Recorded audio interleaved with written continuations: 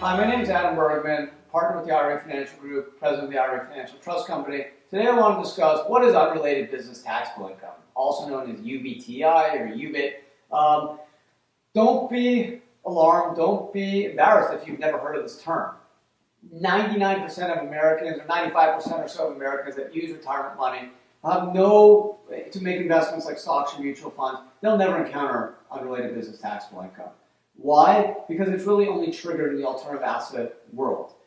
Just to take you back into the history of this tax, so to speak, this additional tax, it was put in the code really for charities. Congress was worried that businesses like McDonald's were going to set up a charity and run their business through a charity and never pay tax.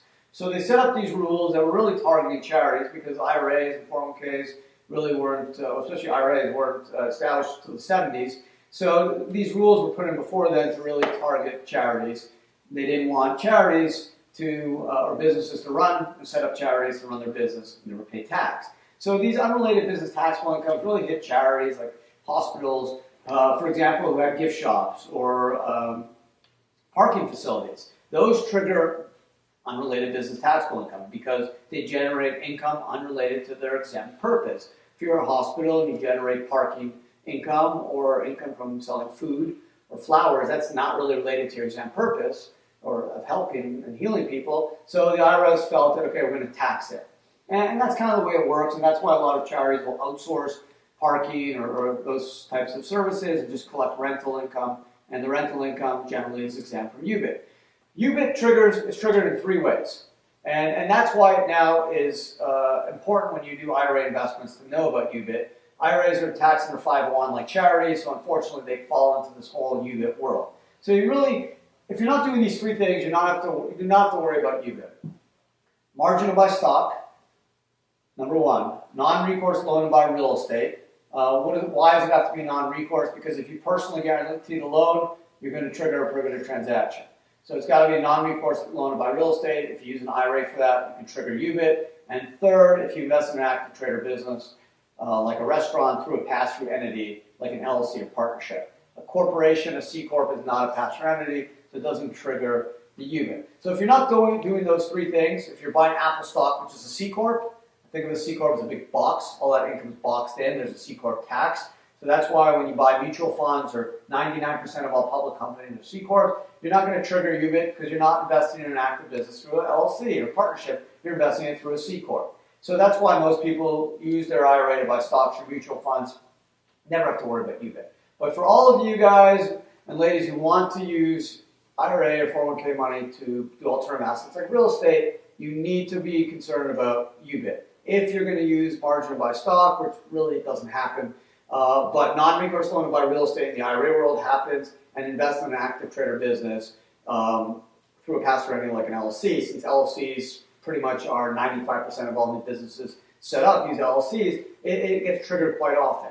So those are the three ways to trigger UBIT. There's 5 categories of income in section 512, 13, and 14, which are really the UBIT tax sections in the code, which are exempt from UBIT. Capital gains, interest, dividends, royalties, rental income.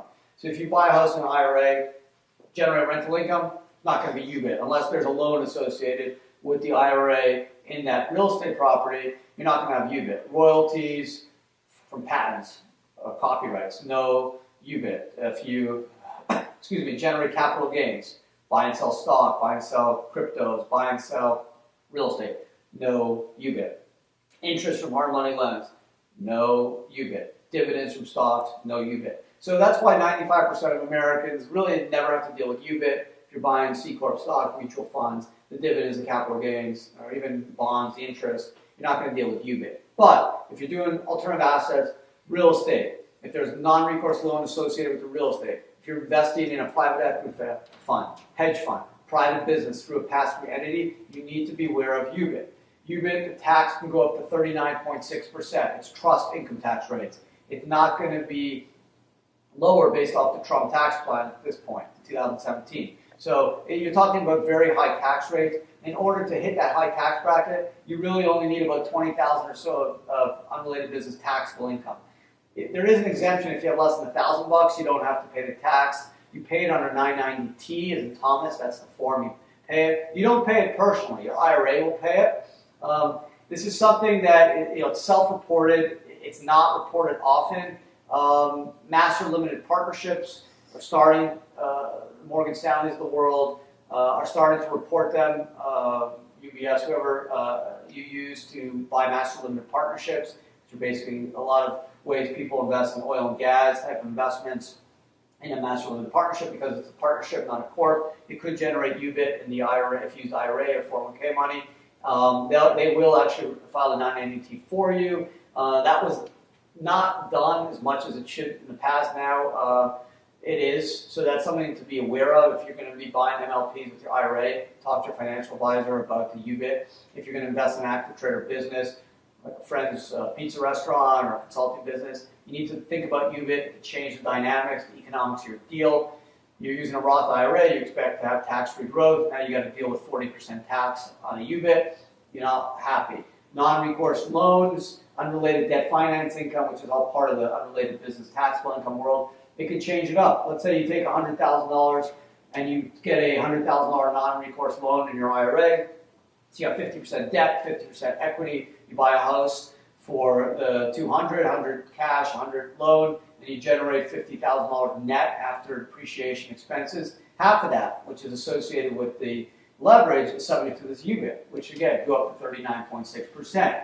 Of course, you could take into account pro rata amount of deductions, depreciation, your loan payment expenses, but you are potentially going to have UBIT. And I can't tell you how many clients I essentially lost or decided to do something else because of UBIT. Unfortunately, not a lot of people know about it.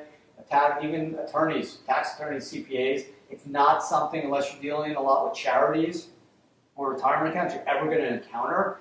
Some attorneys that deal with hedge funds, private equity funds, that have pension investors are familiar with it, so that's good. But a lot of people, a lot of even tax attorneys are not. So again, it's one reason you want to work with the tax professionals, trained attorneys, CPAs at the IRA Financial Group. We know this stuff cold. We've helped thousands of people navigate these rules. We've helped clients follow 990T. You need to work with professionals who understand this stuff because it can totally change the financial and economics of the deal. Remember, 5 categories are exempt: capital gains, interest, dividends, royalties, rental income. You don't have to worry about UBIT, but margin by stock, non-recourse loan for real estate, invest in active trader business through a pass-through entity like an LLC. You can trigger UBIT. Tax can go up to close to 40% for as little as $20,000 or so of income. So it's quite steep. Very important to understand these rules. Adam Bergman, IRA Financial. If you have questions on UBIT, unrelated business taxable income, call us, 800-472-0646. Love to hear from you. You can email me your questions, of course. I'll get back to you right away. Adam, B-A-D-A-M, B as in Bergman, at irafinancialgroup.com. Thanks for watching, and until next time.